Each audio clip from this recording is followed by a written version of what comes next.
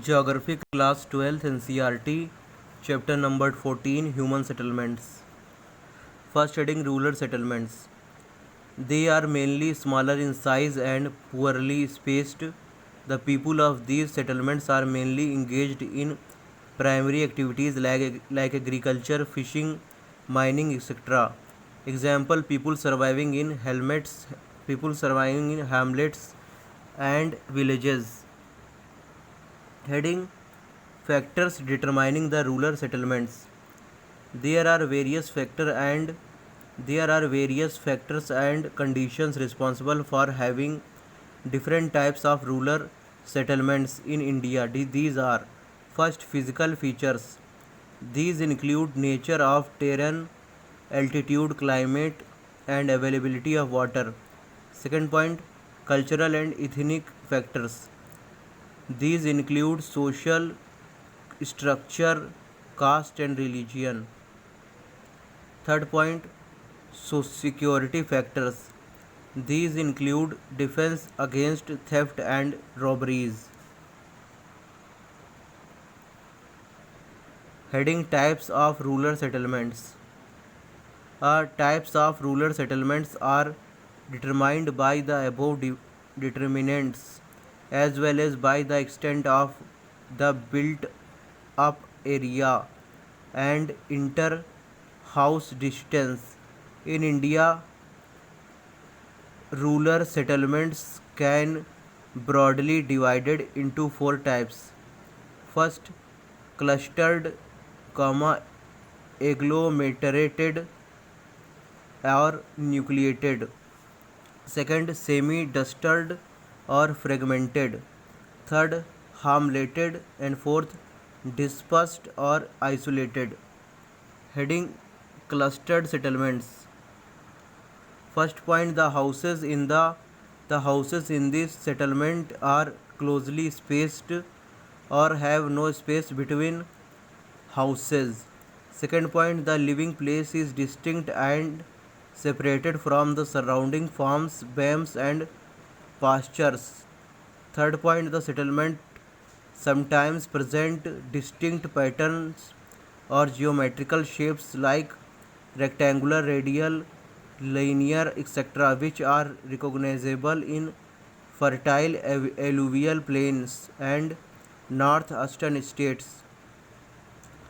Fourth point, this type of settlement is built due to various reasons. Example: in Bundelkhand and Nagaland, poor people live in these settlements for defense and security purposes. In Rajasthan, these settlements are built around near water resources due to water scarcity. Heading Semi-clustered settlements. First point, this type of settlements developed by the concentration of houses in a restricted area of a dispersed settlement or developed due to segregation or fragmentation of a large compact village. Second point, here a dominant community captures the most important part in main village and force other communities to live away. For example, plains of Gujarat and Rajasthan. Heading Hamleted settlement.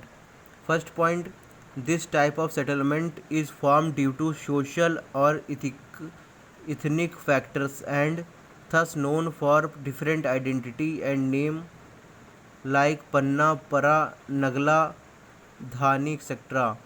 Second point, each hamlet is a unit and has a number of houses. Third point, several units of hamlets collectively from a village. For example, middle and lower Ganga plain, Chhattisgarh and lower valleys of Himalayas. Next heading, dispersed settlements. First point, isolated huts or hamlets of few huts in remote jungles or on small hills with farms or pastures are characteristics of dispersed type of settlement. Second point, these houses may be of temporary use. It is found in Meghalaya, Uttaranchal, Himalaya, Himachal Pradesh, Kerala, etc. Heading urban settlements.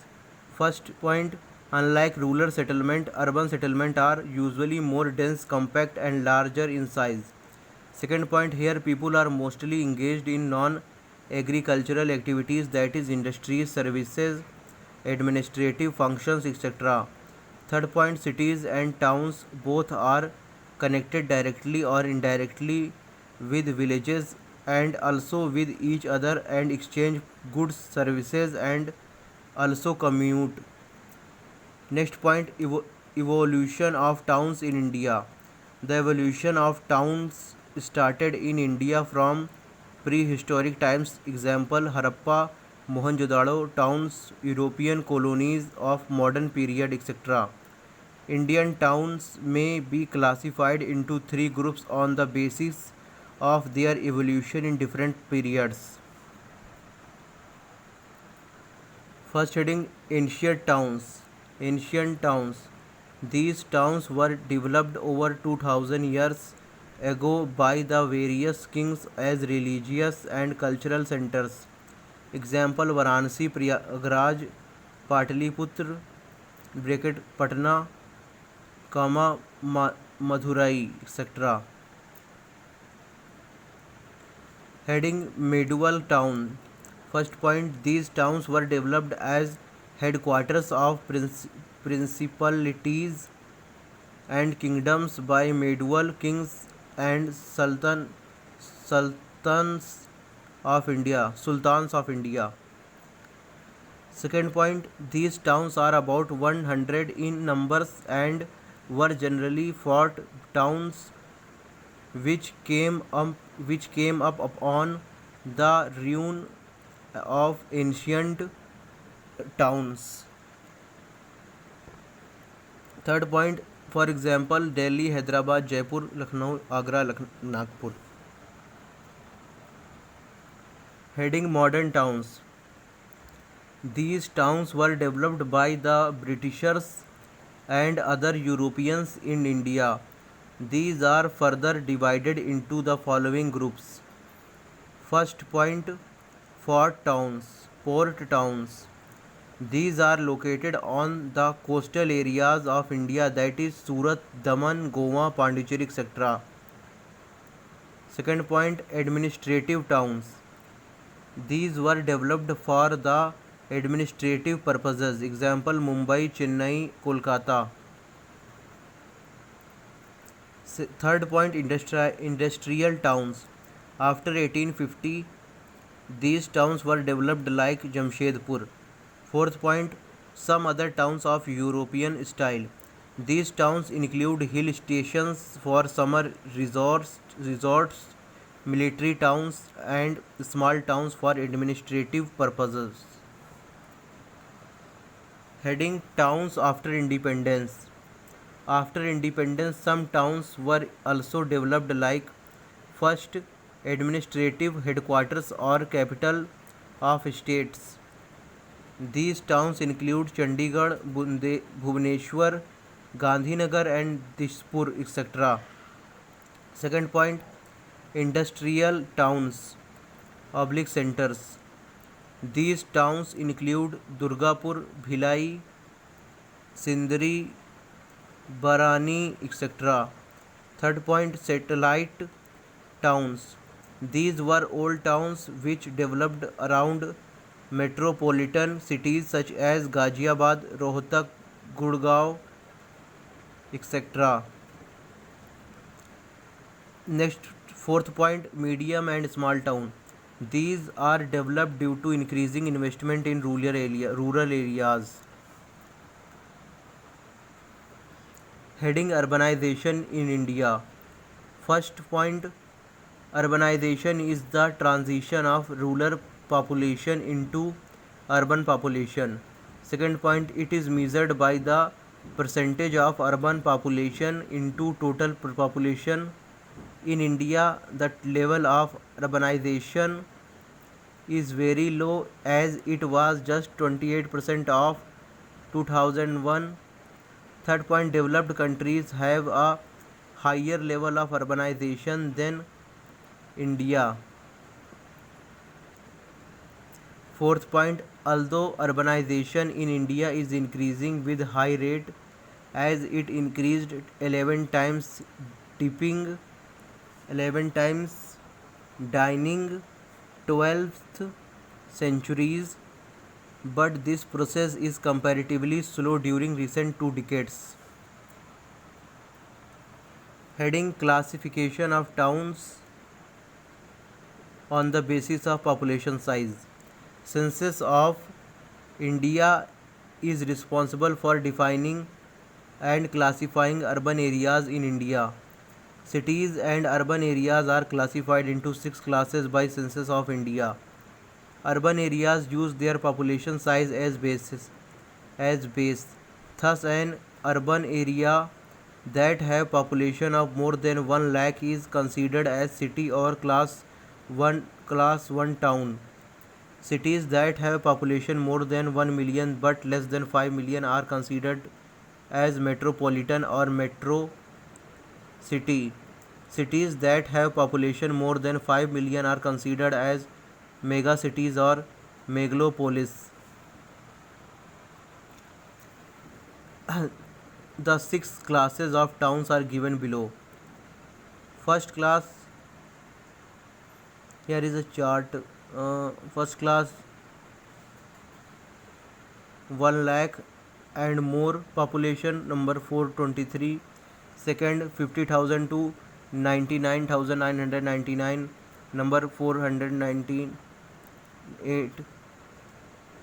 Class third 20,000 to 49,999, number 1,386. Fourth class 10,000 to 9,099, 1,560. Fifth class 5,000 to 999, or 1,057. Sixth class less than 5,000, number 227. Apart from these cities, there is also a concept of urban agglomeration in India. According to the Census of India, an urban agglomeration may have to fulfill any one of the following conditions. First, a town and its adjoining urban outgrowth. Second, 2 or more contiguous town with or without their outgrowth. Third, a city and 1 or more adjoining towns with their outgrowths together forming a contiguous spread. Example of these outgrowth may be in the form of railway colonies, university campus, port areas, military cantonment, etc.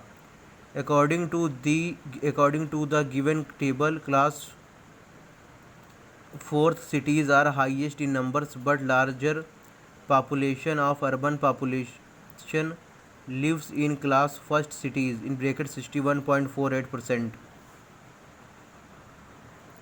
Besides these towns, India has 423 cities. Among them, 35 cities are urban agglomeration or metropolitan cities. 6 of them are mega cities with population over 5 million each. For example, Greater Mumbai being the largest urban agglomeration with 16.4 million population, followed by Kolkata, Delhi, Chennai, Bengaluru and Hyderabad. Functional classification of towns. Apart from population size, Indian towns and cities can be classified into the following heads of the basis of their functions. First point, administrative towns and cities. These towns work as headquarters for surrounding region. Government offices and departments etc. are mainly concentrated in these cities. For example, Chandigarh, New Delhi, Bhopal, Shillong, Guwahati, Imphal, Srinagar, Gandhinagar, Jaipur and Chennai etc. Second point, industrial towns. These towns oblique cities mainly dominated by industries. For example, Jamshedpur, Bhilai, Durgapur, Madurai, Mumbai etc. Next point, transport cities. Transportation is the main function of these cities. Port towns are examples of these towns that are always busy in transporting commodities to other cities. For example, Kandla, Kochi, Kozhikode, Visakhapatnam, etc.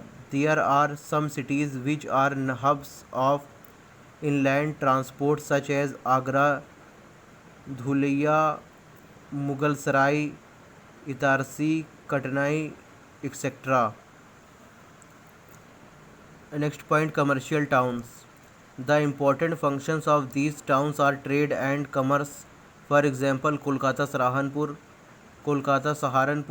Satna, etc. Heading, mining towns. These towns have developed in minerals rich areas. For example, Raniganj, Jharia, Digboi, Ankleshwar, Singrauli, etc. Heading, garrison cantonment towns. These towns are meant for the army or defense purpose. For example, Ambala, Jalandhar, Mahova, Babina, Udhampur, etc. Next point, educational towns.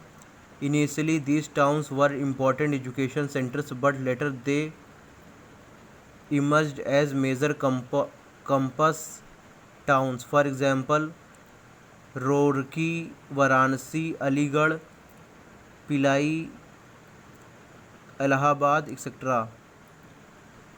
Next point, religious and cultural town. These towns are famous for pilgrimage, religious worship or old culturals. For example, Varanasi, Mathura, Amritsar, Madurai, Pune, Ajmer, Tirupati, Kurukshetra, Haridwar, Ujjain, etc. Next point, tourist towns. These towns are famous for attracting wide range of tourists from India and all over the world. For example, Nainital, Mussoorie, Shimla, Pachmarhi, Jodhpur, Jaisalmer, Ooty, Mount Abu, etc. The functions of these cities are not fixed and change with the time as cities are dynamic in nature.